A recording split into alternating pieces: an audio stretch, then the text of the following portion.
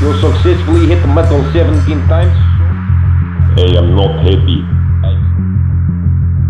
Mikaeli, back so soon. Why are you keeping me here? What is your end game? I don't know.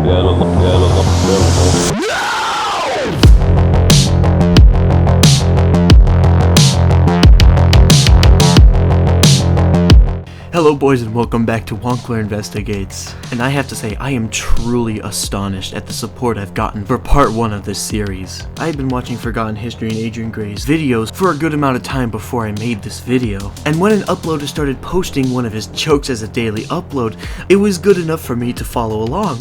And the reason why I made the video is because it caught me so off guard, and to find out that it was actually Forgotten History himself was a very good surprise. And what's an even better surprise is that Adrian Gray commented on my previous video. So if you're watching this one, I would just like to say I'm a big fan of your style of comedy and I wish you the best of luck in life. Now, on with the ARG. To catch up anyone who didn't watch my previous video, the link will be in the top right if you haven't, by the way. Mikaeli, or Michael Lee as he's known in the real world, is stuck in some kind of dreamscape time loop that he can't escape from. And my prediction was that someone was holding him there, either to torture him or to extract information from him. And the video that released right after I made my first video confirms my theory. Take a look. Mikaeli, as you hit metal so nicely today, you win special entertainment prize. Is the prize death? Even better, man reading out random numbers. 83279. I don't like it. Give it a chance, Mikaeli. It really picks up around hour 14. I just... Where am I? There was a game show. Just picture. Listen, can I get the passcode for Vault 3? 69398. Thank you. Back to sleep. No, wait. Hello? Hey, Mikaeli, are you okay? This is not real life. For someone who's known online for making comedy sketches, there are some very disturbing parts to this ARG.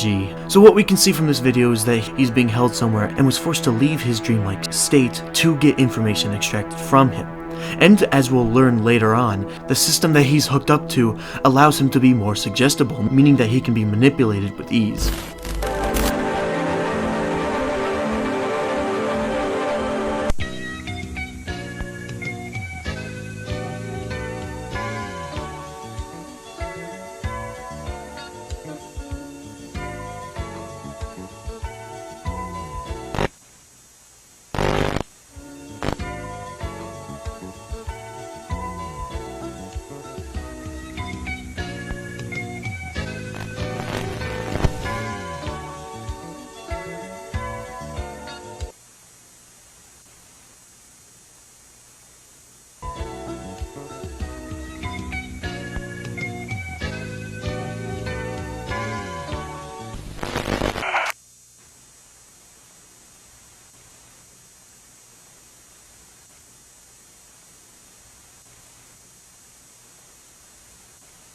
There is a lot to unpack in this video.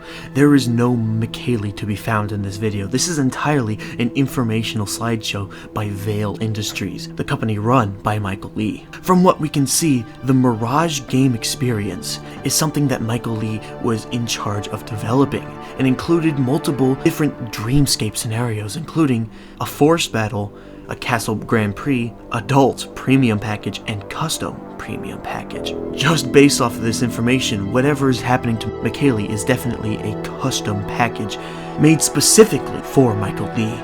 For a split second after this information, we can read something that says AARU is currently unavailable due to multiple failed tests. In the future, individuals with terminal health conditions will be given priority for AARVU tests.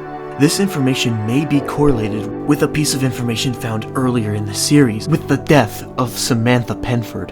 And the visuals they show for this medical insertion of the Mirage system is very interesting, because it isn't the first time we've seen it. For a very split second in one of the previous videos, when Mikaeli says fair enough in the middle of his sentence, he glitches, revealing that he is hooked up to this system. So there has been hints dropped since nearly the beginning of this, showing that he's hooked up to some form of medical industrial mirage system. And something very interesting that you see in this video is at the very end, it talks about, at Vale Industries, we take quality control very seriously. If you spot a bug, please report it. This is information that will be very important later. Mikaeli, you successfully hit metal. I don't care. I woke up, there was an outside world, and I am not Mikaeli. I am someone else. It was just a bad dream. Oh, Mikaeli, why don't we have some fun over here? Hit it, Grigor. What? Mikaeli, I've known you so long, but you don't even know my name. Why are you singing?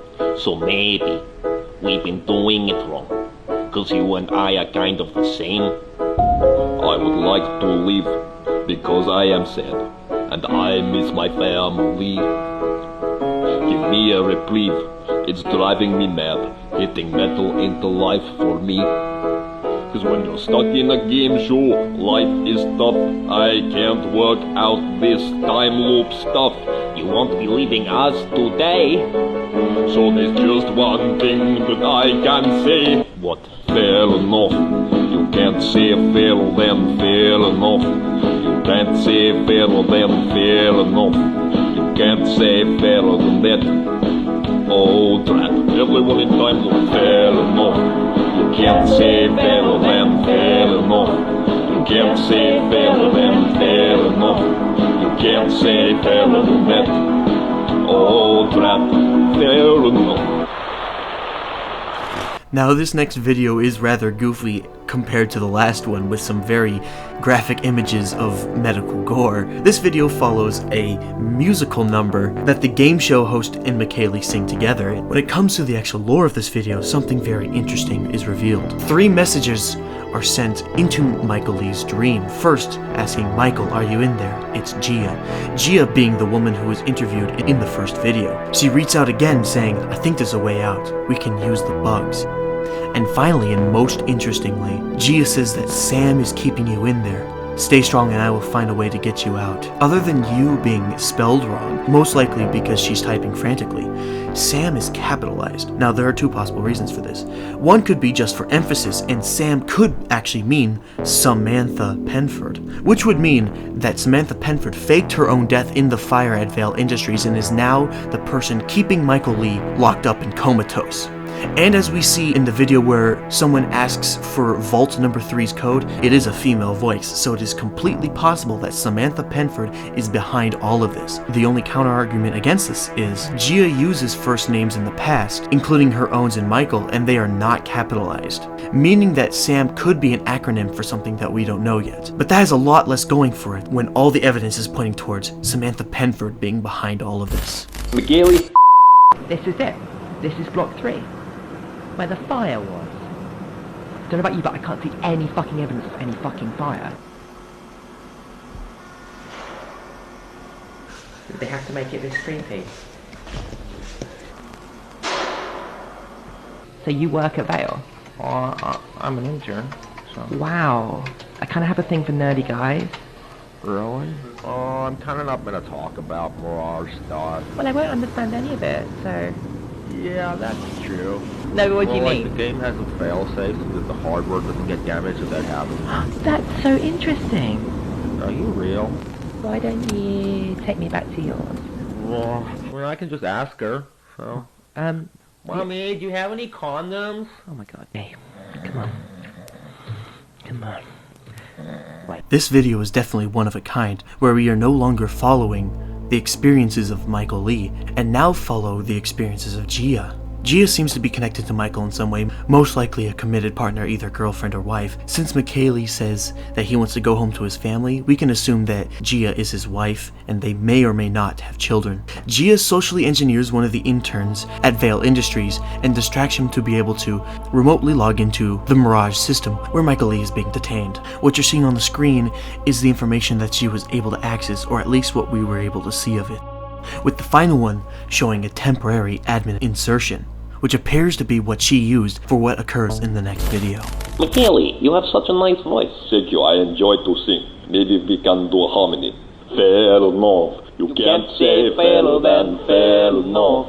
Mikaeli, I'm starting to enjoy our time together. Maybe I should tell you something about myself. Michael, it's Gia. I know that name might not mean much to you in here. How did you get in here? Gia, I remember that. I don't have much time, but there is a way for you to get No, out. silence. Remove admin.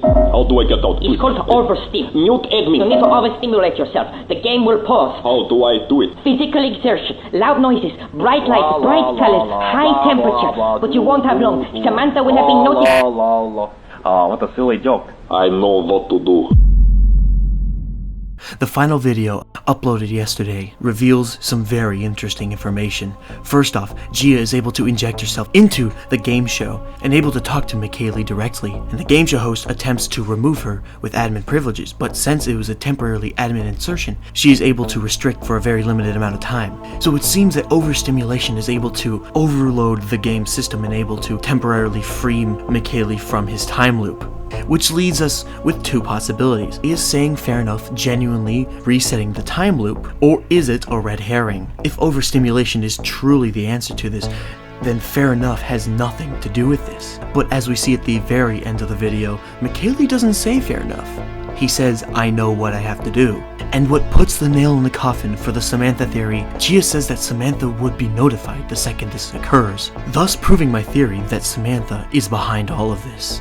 Whatever happens next, I don't know what Adrian has in store, but I'm super excited for it. And I have two guesses for what is going to happen next. Number one, there is going to be some form of confrontation with Samantha in the real world, and number two, Mikaeli is going to use the overstimulating act of pounding metal as an act of physical, visual, and audio exertion, overstimulating him, allowing him to escape his time loop.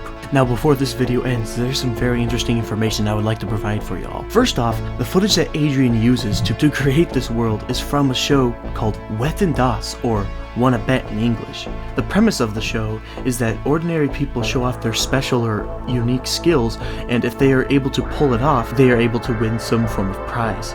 As it turns out, the picture of the car is added in post because the original video used for Mikaeli, and the actor for Mikaeli is known as Matthias Hewell, who was a blacksmith from Atterdorn, who came on the show to prove that he could light up a cigarette by hitting a metal bar and with the heat be able to just light it ablaze. And finally, the last piece of information I would like to share is there is an account named Mikaeli012424 with the description of 7904. This is not real life. They are performing experiments. They are here. Whether these numbers mean anything, I don't know. And there is actually no way of proving if this account is actually controlled by Forgotten History or not. So my guess is that this is a fan account of some sort, potentially a red herring.